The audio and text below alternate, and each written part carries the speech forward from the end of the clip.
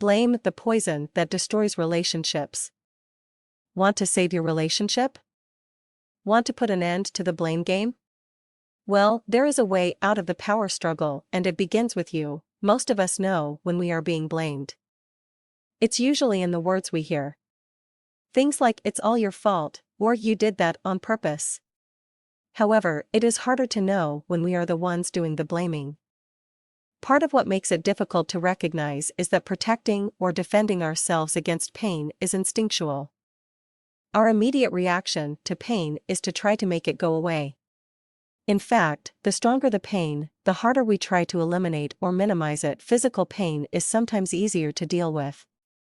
You have a headache, you take medicine, and in 15 minutes or less the pain is gone. Emotional distress or pain is a very different story. When we are in emotional pain, we usually look around for the culprit, and if we identify our partner as the one who caused it, we immediately go into blaming mode.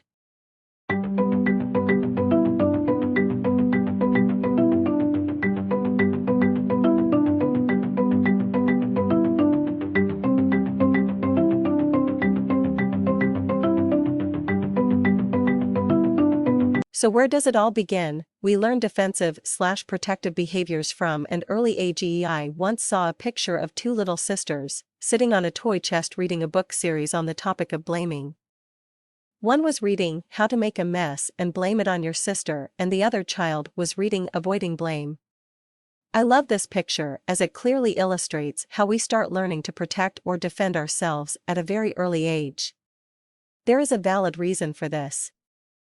It is a coping skill that is learned in order to survive in our environment. If we grew up in homes where making mistakes was not tolerated and the consequences doing so were painful, then blaming others may have become a way of life. After all, safety is the key to survival. On the other hand, we may have learned to take the blame or to take responsibility for anything and everything that went wrong.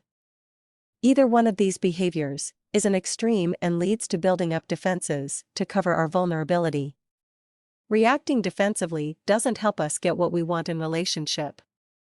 It's hard to connect with a loved one when we are protecting ourselves or engaging in defensive behaviors. So what is the answer?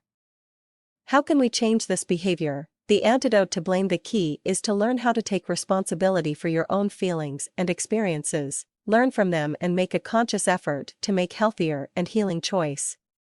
Putting this into practice can be extremely difficult and challenging. After all, it's hard to give up the feeling of being right. But in the end, what is more important? To be right or to be in a relationship? You can have one but not both. The challenge is to look at yourself and ask, how are my thoughts, behaviors, choices, or feelings contributing to what is going on in my relationship? Or ask yourself, what am I doing to create distance and hurt? To get something different, you have to do something different. Try the following exercise to help you switch from blaming to taking responsibility. Make a list of the things that frustrate you about your spouse. For example, I hate it when I have something important to share and my partner doesn't listen to me. Become aware of the story you tell yourself about what this means. When my partner doesn't listen to me, it means that he doesn't care about me. Take responsibility for how you react or feel when this happens. Following the above example, if I then get defensive and yell at him or shut down and refuse to talk to him, I contribute to the conflict.